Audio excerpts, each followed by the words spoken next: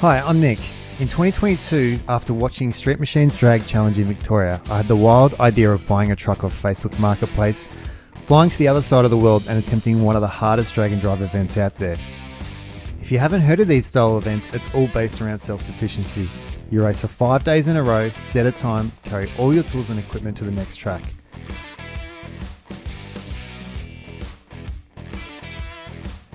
Called Rocky Mountain Race Week, racing in the peak of summer, battling some of the hottest weather that the United States has to offer. The event covers over 1,000 miles of street driving, paired together with racing 5 nights in a row. It wasn't going to be a task for the faint of heart.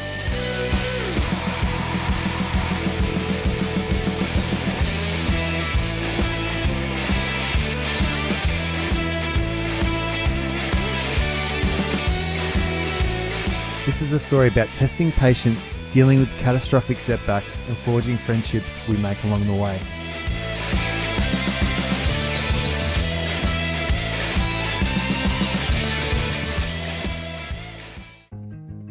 The truck itself was a 1992 Silverado.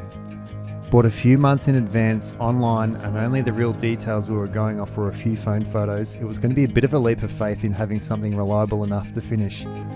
It did though have a small block 350 Chev and a turbo 400 transmission, so it had good foundations for something to run down the quarter mile.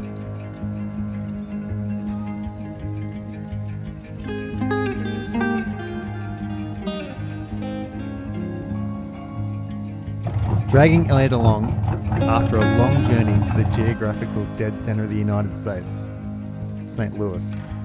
We had collected the truck and made our way from St. Louis down to Tulsa, Oklahoma. Starting late in the afternoon, we set off into the night for an adventure that would be lasting for at least a few weeks.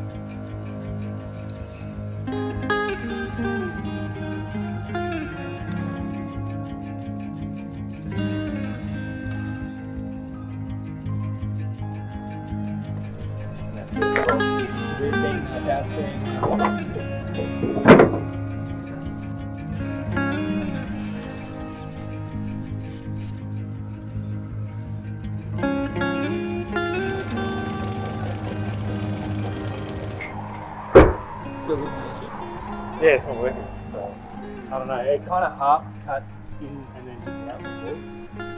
I'll ask Jason tomorrow. Could be it.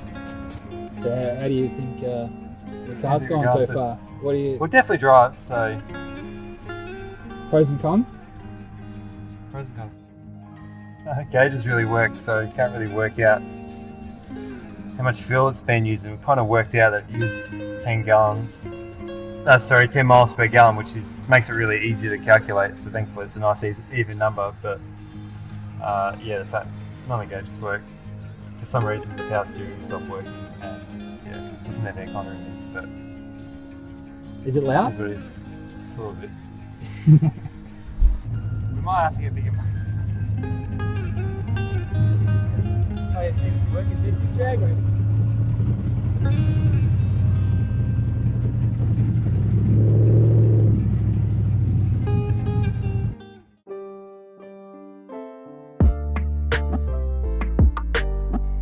I'd have to say it was a real culture shock to see how the Texas Grudge and No Prep scenes are. It's just this huge party on the start line with plumes of weed and tyre smoke, broken up with hands in the air, people placing bets between the cars. A few of the Texans had reached out, hearing what we had planned on undertaking.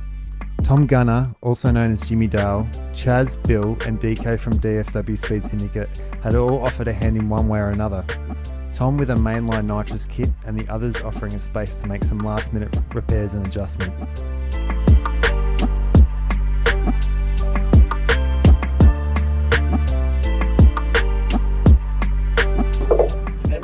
So that's the Tom, and it just has the that her shifter's got like a little button on it. So I was going to say I won't even worry about running a switch off it.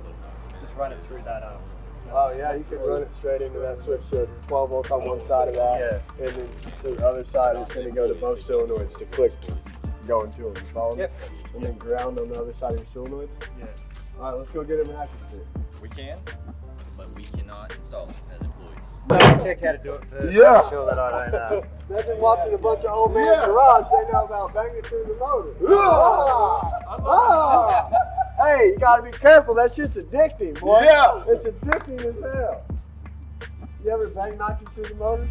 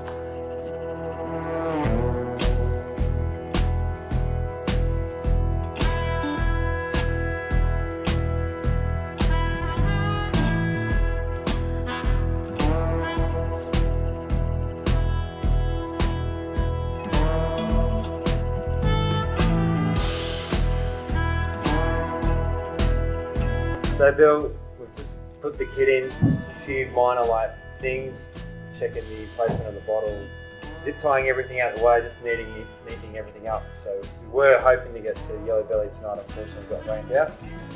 Try and get to XRP tomorrow, but want to try and at least give the car a couple of hits in the nitrous and kind of see where it's sitting there. Absolutely, and since we've never tested it before, we've got the smallest pills in here. Of course, we've got the 100 shot in it, which is going to be a pretty basic, just a basic shot. You will feel it, but it's not going to kick you in the pants, but it's going to be a good hit.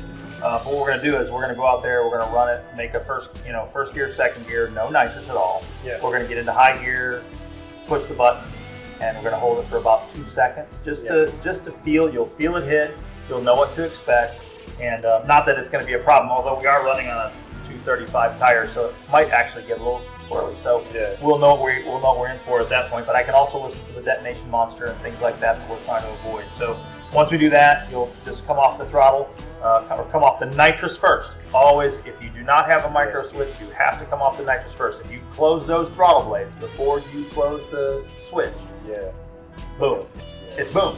I mean, that's all there is to it. You'll pop an intake gasket. It doesn't necessarily mean you're going to blow a motor, but you will pop intake gaskets. It will create problems. So that's why they have micro switches on them. If you guys are building these things, make sure you guys put nitrous micro switches on them. But so back off the throttle, let off the button first, then back off the throttle, and then we'll talk about what happens, and we'll go out and make another harder pull until we run out of nitrous, because that's the goal. Sounds like a plan. The goal is always to run out of nitrous.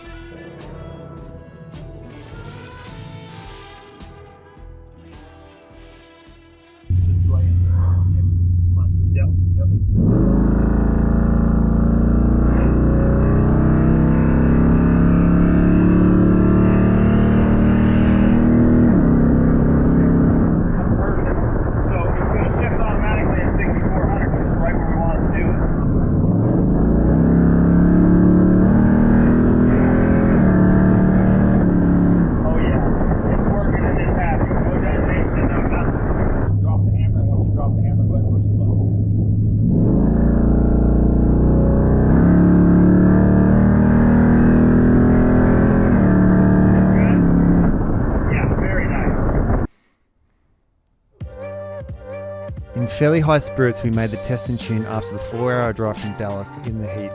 We checked into the hotel and were really excited to see what the truck would run down the quarter mile. Your thoughts of even treating ourselves on our last free day afterwards, being the Saturday, to a few cold ones while watching the college football seemed pretty appealing at that stage.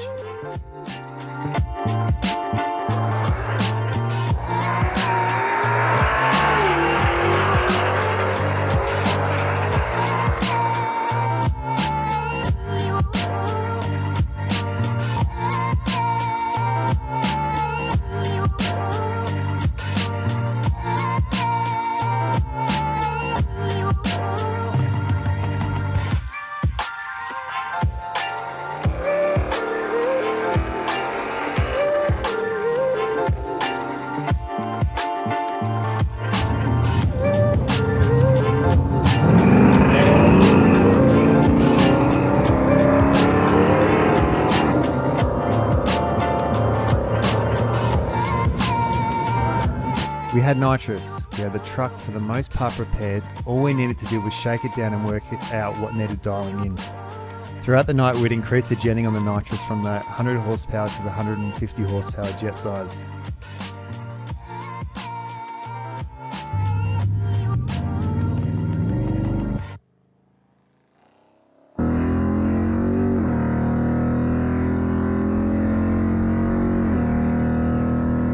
After seeing the ET time on the ticket, I was pumped that the truck almost ran a 13 flat, pretty much bang on where we thought the truck should be.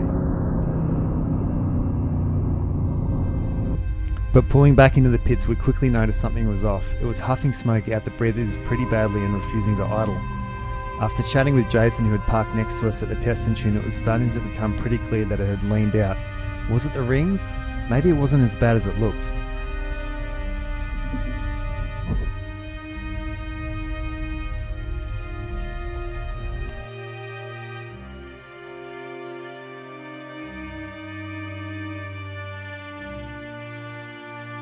Got blow by like no tomorrow on that. Why don't you find some rings, just rip some rings out and throw some rings in it, man. You can do that overnight. Yeah. You need to just, I probably got piston rings. Yeah? You don't have any tools? Right now, what tools do you got? Screwdrivers, it's about here driving shaft, really. Yeah, it's only It's super high dollar. yeah. not for- The car's like a low budget kind of. That's kind of almost. I got a 383. You'd have to drive down there in my old 85 four-wheel drive. It's steel crank. We could throw that thing in there. If you want to come yank it out, I don't care. Yank it out, help me put it back in afterwards. This is my spare truck for when I break down. Okay. Was it 383? And this 383 small block steel crank with some iron heads off of like no BS. I mean, they maybe make 400 horse, maybe. I got a place to tear it apart if you want to come tear it out. Yeah, put 2.5 hours out. I mean, Yeah, right. So we'd have to try and hope to God the car will make it. I mean, the car will make it fine. The motor's great. I mean, I don't know, as in like trying to get our car down to you. you have a trailer? No, you don't have a trailer here? No, we don't even have a tow car. Dang, oh, so you rented the car or something? Or Nah, you bought a car? bought it off Marketplace. Yeah. Dang, that's cool. This is how we roll in Australia. Man, if we had a trailer, We've driven it down to Austin and back. she's a blow by now. What? Yeah, wow. Too much. Alright, 2 hours. If you want to, I got that motor down there. It's a good motor. You ain't gonna hurt it. Yeah, I know. I thought that about the last one. This one's got. I built it. Okay. So I built the motor in this one too. That's what I Yeah. That's what he does. That's why I brought you down here. Yeah. did. So I got some options. I mean, we just have to yank it out. I got a garage. It'd probably take us 2 hours. I've been meaning to pull it out anyways, put an LS in it and give me a reason. Okay. There you go. Well, we're just trying to work out how to get the car down here. Yeah. We can try and drive it, and then if we get stuck, get some heavy oil in it. We'll drive general, won't it? It's got a bit of blow by.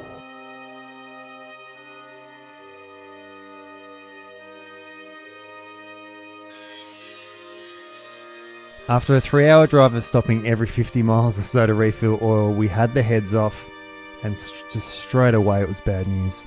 Cracked pistons and all the compression rings were toast. So was this it? Was the years of planning, thousands of dollars spent, time taken off work, all a waste to throw it away essentially the day before the event? It seemed like at this stage, swapping the piston rings out was not really a viable option. Looking down the barrel, we knew that the task that we had to undertake was this engine swap with Rowdy's 383. As soon as we committed to doing the engine swap, that was it. It was really down to this do or die mentality.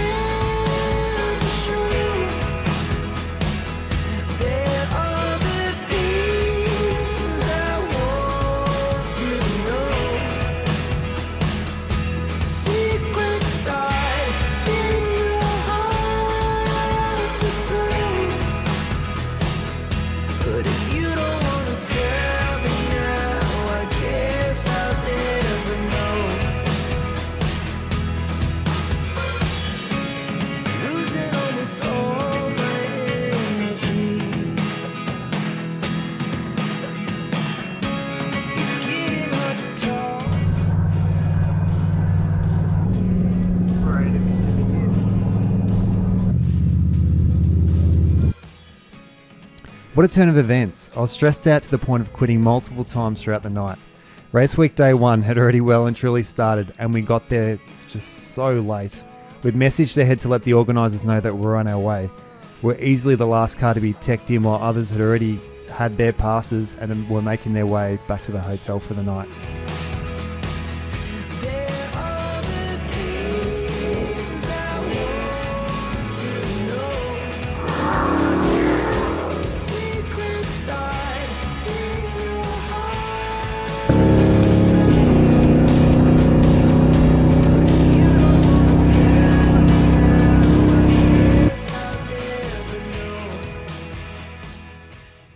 So we've done one pass, I think it was a 5:25. Sorry, 15. The graph was a 5.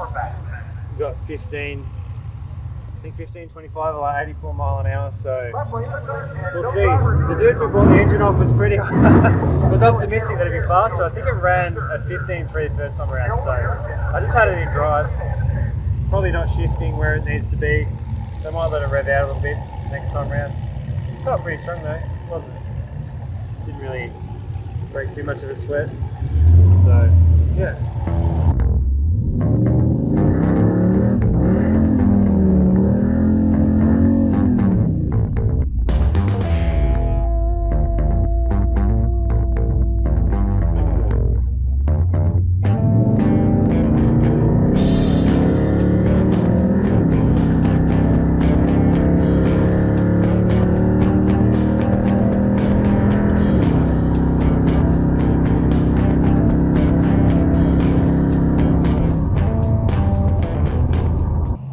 Yes, finally we made it.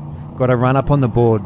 Look, it was a 15-second pass, but it was enough to make a start with and aim to improve throughout the week. Now that we're starting to get our heads around the truck, maybe a 12-second pass might be a possibility. We've just come so close before. Hey, there we go. We're back.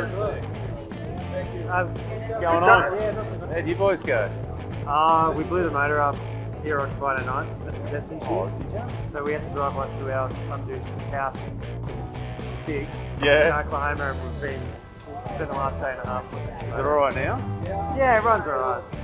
It's not a rocket ship. You just made a pass then, huh? Yeah, I think I ran a 15. So Hey, you know what? You're still here. Oh, so I need to move you? No, you were in the 13 already, right? Okay. And you want to stay there? Trying to aim for a 12. I should just stay in the 30. That's alright. I'll be responsible. I can change it if you need. So we pulled in for the night, slept at the track in a tent we borrowed from another crew.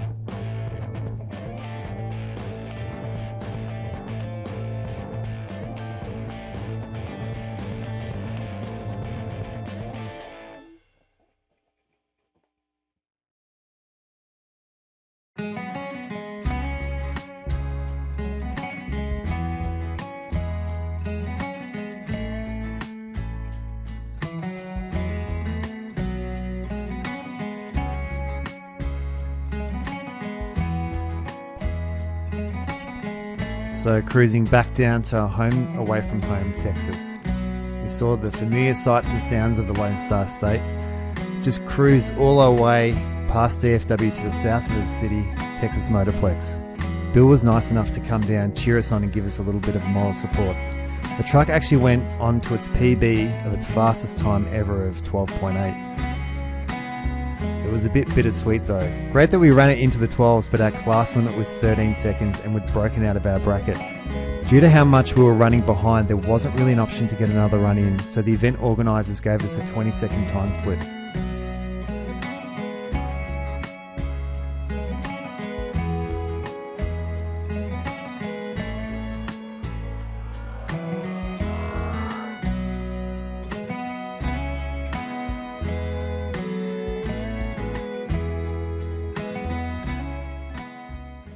Huge drive back up to Tulsa. It was the longest leg of the trip at over 300 miles. We had put away around 2 hours of the drive in the early hours to beat that famous Dallas-Fort Worth traffic.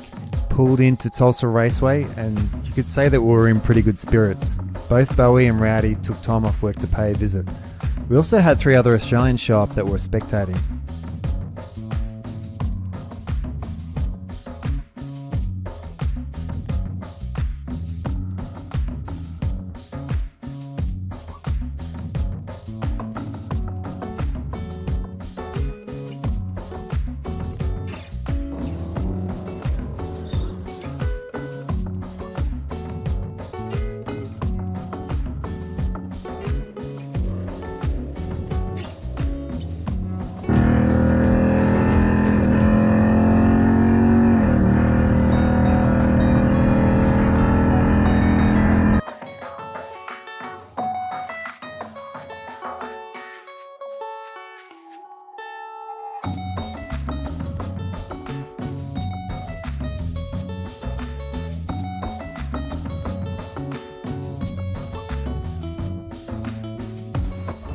trying to jump back in. I think we were too busy chatting to everyone that we missed a spot. That's right. I'm not that tired.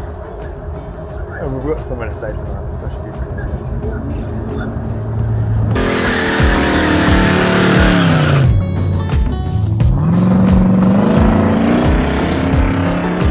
Off the bat, we broke out with another 1289 at 105 mile an hour, but at least we had time on our side to be able to hot lap it a few times to get a bit closer to where we needed to be. We had ended up posting the 12th fastest time in our class of 13:18 at 103 mile an hour, which actually made us look like we knew what we were doing.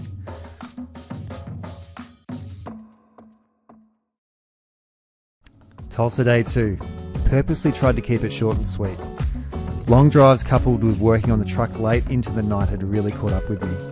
Just laid down a one and done pass of 13.42 at 97 mile an hour, gave the truck a quick wash, and yeah, we just went back to bed.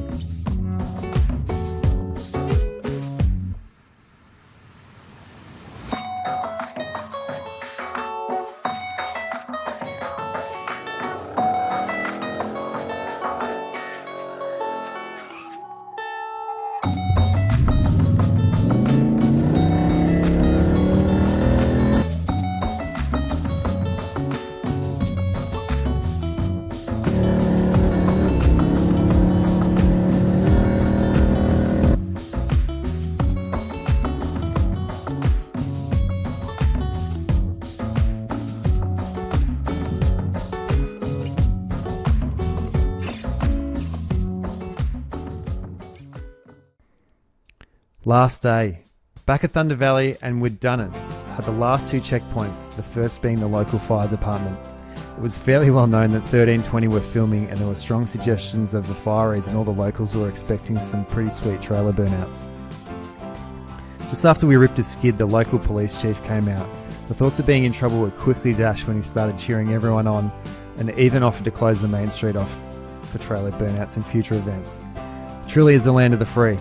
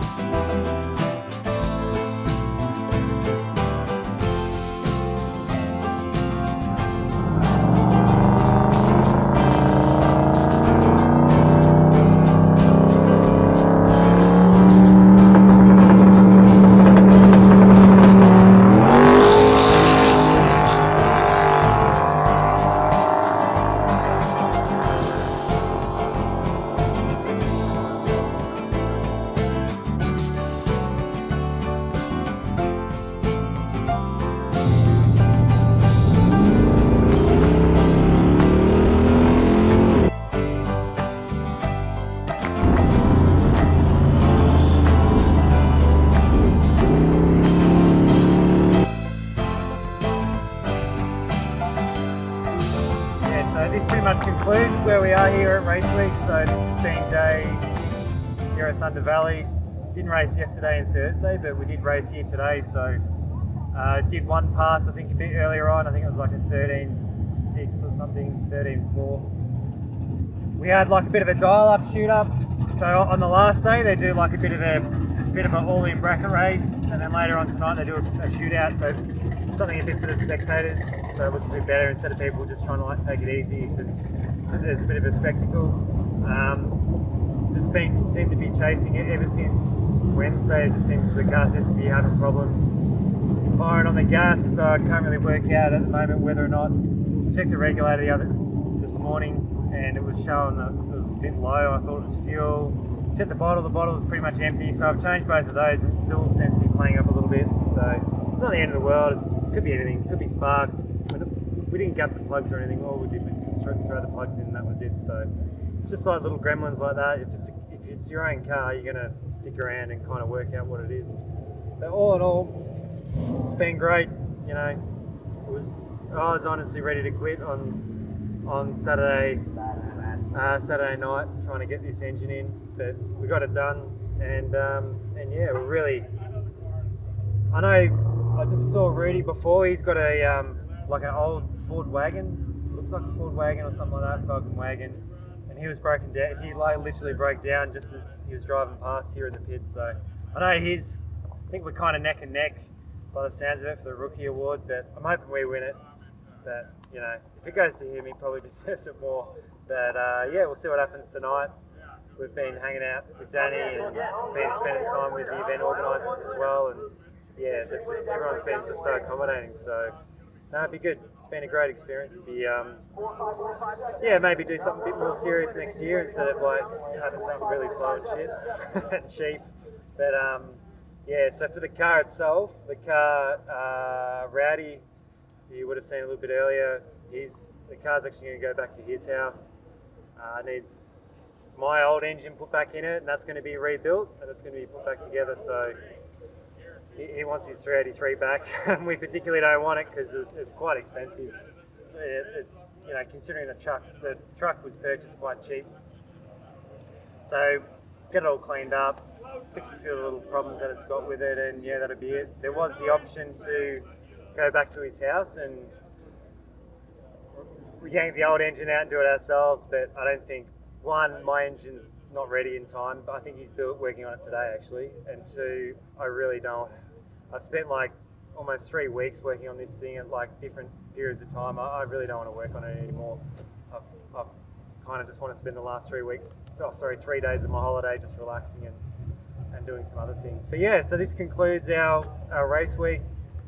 We'll see how we go with the awards tonight. I think we're just going to hang out and spectate in the stands. Then your style. And cut. And cut.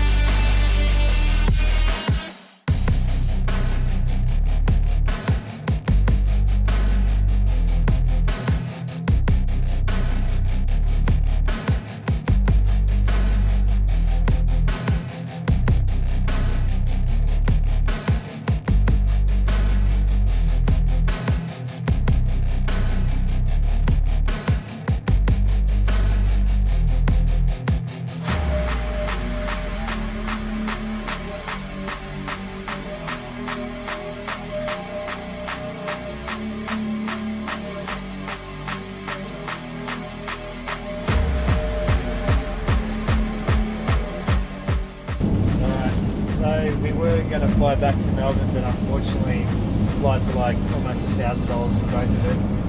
So after a bit of soul searching, we ended up taking on a Hot Shots drive contract. So we're driving this Fiat.